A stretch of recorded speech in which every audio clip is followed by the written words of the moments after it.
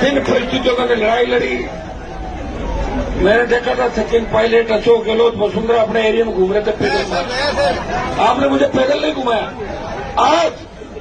आज आपकी इच्छा थी कि कुछ बूथों में मैं खुद जाऊं, पर मेरी इच्छा थी कि बहुत बड़ा हल्ला हो रहा है कि इधर है जो आरएलपी कमजोर है, तो मैं कहा हल्ले को मिटाते हैं। तो मैं सुबह निकला, हल्ला मिट गया। बहुत बड़ी बढ़त इस साइड के अंदर। आप जितने वोटों से जिता के भेजोगे, ये भी इलाका कम नहीं रखेगा, उस जीत को और आगे बढ़ाएगा।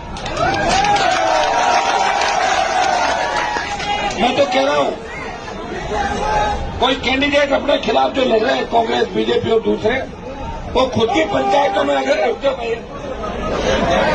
तो बात तो सुन लो।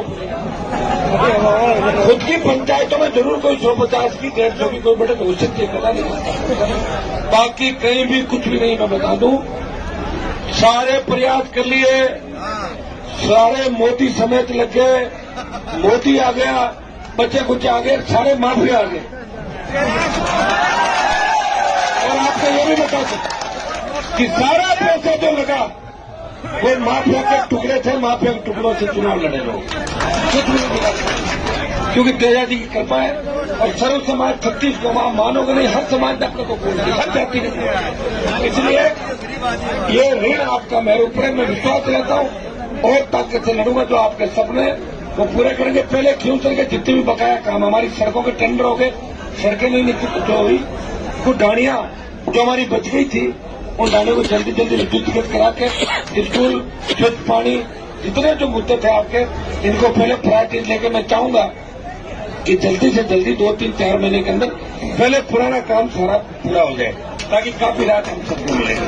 फिर हमारे जो मुद्दे थे, कर्ज मुक्त किसान, टोल मुक्त राजस्थान, मुफ्त बिजली, सशक्त लोकायुक्त, रोजगार, 80% किसान इकाई, मैं आपको विश्वास दिलाता हूं, मैं बैठूंगा नहीं। 3 तारीख को चलते परिणाम आएगा। एक तो अग्निपथ वापिस दिलवाने के लिए दिल्ली की ओर कूद करेंगे। अब आप सोचेगा हनुमान जी थक ही नहीं रहा। मैंने जो वचन आपको दिया है कि मैं थकूंगा नहीं, रुकूंगा। और आप जब थक जाओ तो मुझे बता देना, फिर मैं सो जाऊंगा। अरे थको धमकी कूदने में थाका बिना राज देना मैं तो फूटे होगा भाई, मारे हाथ काम को करना। तुम तो नहीं थक रहे, मुझे पता है। थाकों को नहीं, मन फूटे गए कौन थाके देंगे, फिर गंदी का थाका बोले तो दिन ठीक है। किन दिक्कत आपका सिक्का चलता रहेगा। हमारे जो संघर्ष के दिन थे वो चलेंगे। अब तो सरकारें हमसे कहती है कि खियूसर के लोगों का ध्यान रखो, नहीं तो सरकार गिरा देंगे। इतने बड़े ताकतवर आप राजस्थान के अंदर हो। देश के अंदर प्रधानमंत्री अगर बार बार चिंतित होता था कि पता करो क्या चल रहा है क्या नहीं चल रहा, खियूसर, नागौर, राजस्थान में देखो आरएलपी क्या कर रही है। तो ये दिल्ली को चिंता करवा दी। दिल्ली को ये बता दिया कि धरती पुत्र मध्य में जिस धरती में तेजाजी महाराज का जन्म हुआ, जिस धरती पर कृष्णाथ जी महाराज के हमारा 5 लाख के असल पीठ गुरु दामा जी नागौर के अंदर, या बड़े बड़े लोक देवता नागौर के अंदर हुए। खियूसर सबूत खियूसर के अंदर हुए। हमने प्रयास किया कि किसान जवान का सम्मान बढ़ाए, नागौर खियूसर का मान सम्मान बढ़ाए। और मुझे इस बात की खुशी है, मैं मंत्री बना या नहीं बना, संतरी बन के सेवा की, लेकिन आपका सम्मान पूरे देश के अंदर बना दिया मैंने। और पूरे देश में राजस्थान का सम्मान। और देश में बात चली कि तेजा जी का भक्त हनुमान इस व्यवस्था को बदल के ही मानेगा, ये रुकेगा नहीं। ये बहुत बड़ी बात है। देखिए, मैंने जिन लोगों को तैयार किया, अब आप एक बात तो रुको, आप ये बात सुनो ध्यान से कि देखिए, जिन लोगों ने जिले को बर्बाद किया उनको भी मैंने घर पर बिठा दिया सबको, लेकिन मैंने जिनको तैयार किया अब मैं उनसे ही लड़ रहा हूं नहीं लड़ रहा हूं। लेकिन कोई फर्क नहीं। नेकी के एरिया में ये कलयुग है भाई। कलयुग में बेटा अपने पिताजी को घर से निकाल देता, पता आपको? कलयुग में 3-3, 4-4 बच्चों की माएं दूसरी शादियां कर लेती कि नहीं कर लेती।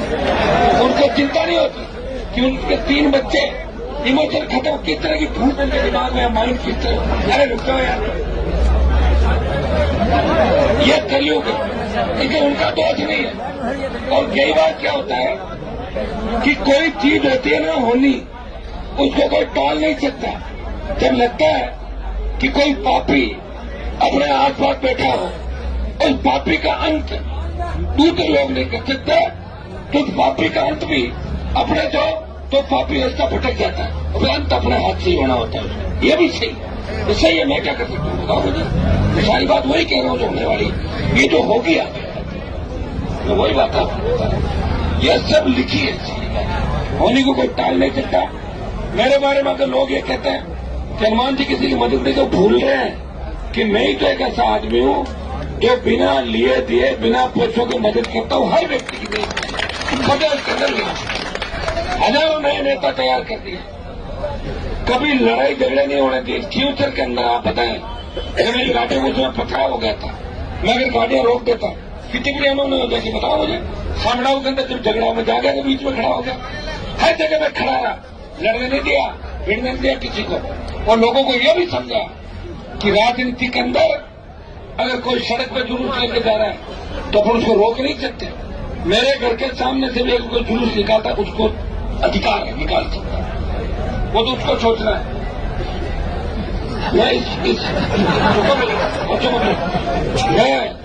मैं उसमें कोई बुराई नहीं समझता, क्योंकि ये सड़क है, ये सड़क सबकी है और सड़क में कोई भी चीज है।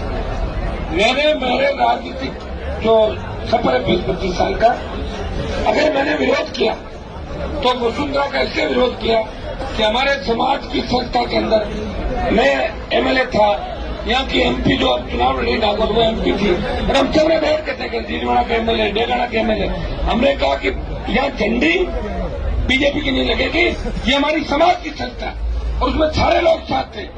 लेकिन जब उनको लगा कि हनुमान जी तो वाकई में लड़ाई लड़ेंगे, तो उन्होंने स्विच ऑफ कर लिया और पूरी लड़ाई वसुंधरा वाली मेरे गले में डाल दी। याद है तुम लोगों को, जब मुंडवा के अंदर वसुंधरा को भगाया था, जैसे बिल्ली भागी, वसुंधरा मुंडवा से ऐसे भागी, जब बिल्ली दूध पीने जाती है हर बिल्ली, तो वसुंधरा मुंडवा का इसलिए भागी कि मेरे साथ जिन लोगों ने बैठ के तय किया था वो चुप हो गए।